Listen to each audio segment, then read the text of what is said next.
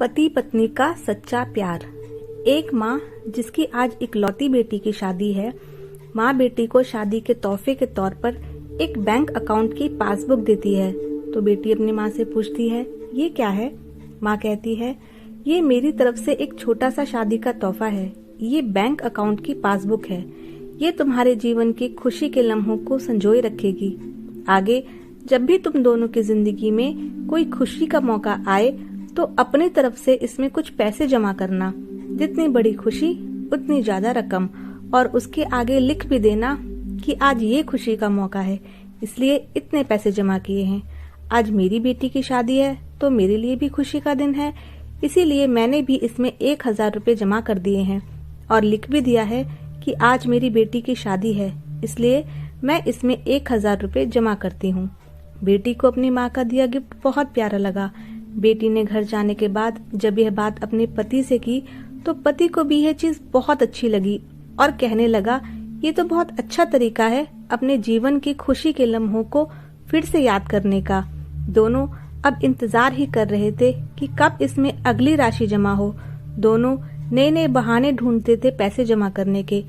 कभी कि आज हम बाहर खाना खाने गए इसलिए 300 रुपए, आज पहली बार शॉपिंग करने गए इसलिए 500 रुपए, आज पति का जन्मदिन है 800 रुपए, आज पत्नी का जन्मदिन है इसलिए 800 रुपए। ऐसे करते करते उसमें जमा राशि भी बढ़ती गई और उसमें काफी पैसे इकट्ठा हो गए। शादी को कई साल बीत जाने के बाद दोनों में कुछ दूरियां बढ़ने लगी और दोनों में छोटी मोटी नोकझोंक शुरू हो गई थी।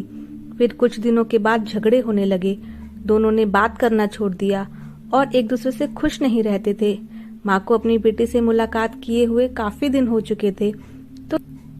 तो एक दिन माँ अपनी बेटी से मिलने के लिए बेटी के घर गई तो बेटी कहने लगी, माँ अब मैं इस शादी में आगे अपना जीवन नहीं गुजार सकती। पता नहीं मैंने इतने दिन इसके साथ कैसे गुजार लिए। अब मैं इस आदमी से तलाक चाहती हूँ। उधर पति भी कहने लगा कि मैं भी परेशान आ गया हूँ इसके साथ रहकर, मैं भी जीना नहीं चाहता तुम्हारे साथ, मुझे भी तलाक चाहिए। माँ ने कहा, ठीक है तुम दोनों अलग हो जाना, लेकिन याद है मैंने तुम्हारी शादी के दिन तोहफे में एक पासबुक दी थी। बेटी पासबुक निकाल कर लाई तो उसमें देखा कि उसमें बहुत पैसे जमा हैं। माँ ने कहा, जब शादी इतनी ही बुरी थी तो पहले अपनी शादी से जुड़ी कोई याद भी अपने पास नहीं रखनी चाहिए।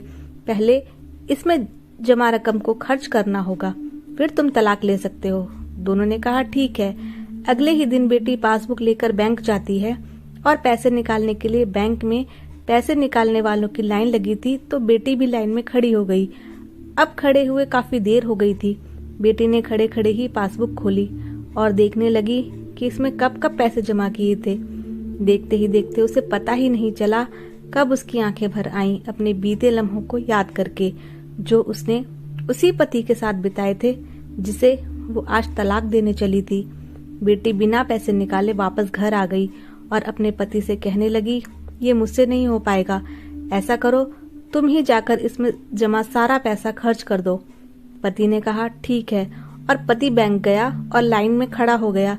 उसकी नजर भी पासबुक पर पड़ी और उन सारे खुशी के लम्हों पर पड़ी जो उसने अपनी उसी पत्नी के साथ बिताए थे जिसे आज वो तलाक देना चाहता है। अपने जीवन के सबसे हसीन लम्हों को याद करके पति की भी आंखें भर आईं और वो भी लाइन से निकल गया। पति घर गया और पासबुक अपनी पत्नी के हाथ में दी तो पत्नी पासबुक में देखती है कि उसमें आज ही के दिन 5000 रुपए जमा हुए हैं और उसके आगे लिखा है, आज खुशी का दिन है। मुझे एहसास हो चुका है कि वो उसे छोड़ने जा रहा था जिसे वो सबसे ज्यादा प्यार करता है। मैंने फैसला कर लिया है, अब बाकी की जिंदगी उसी के साथ बिताऊंगा। यह देखकर दोनों की आंखें भर आईं और गले लगकर खूब रोए और ये वादा किया कि अब वो कभी नहीं लड़ेंगे। दोस्तों, ये कहानी उन सभी के लिए है जिनके रिश्तों के बीच में दूरियां आ गई हैं और वो पहले आपस में बहुत प्यार करते थे लेकिन अब एक दूसरे के साथ रहना पसंद नहीं करते हैं। अगर आपके रिश्ते में भी थोड़ी बहुत दरारें आ गई हैं तो उन दरारों को भरने के लिए उन खुशी के लम्हों को याद करिए जो आपने एक दूसरे के साथ बिताए हैं। ये खुशी के पल आप दोनों में नई भावनाएं और प्यार भर देंगे और आप दोनों के रिश्ते में नई जान आ जाएगी। इसीलिए किसी भी रिश्ते को मजबूत बनाने के लिए अच्छे लम्हों को याद करना चाहिए, बुरे लम्हों को नहीं। आपको ये कहानी कैसी लगी मुझे ज़रूर बताइएगा और इसी तरह की कहानियाँ सुनने के लिए हमारे चैनल को सब्सक्राइब कीजिए। इस कहानी को, इस वीडियो को लाइक कीजिए और शेयर कीजिए। धन्यवाद।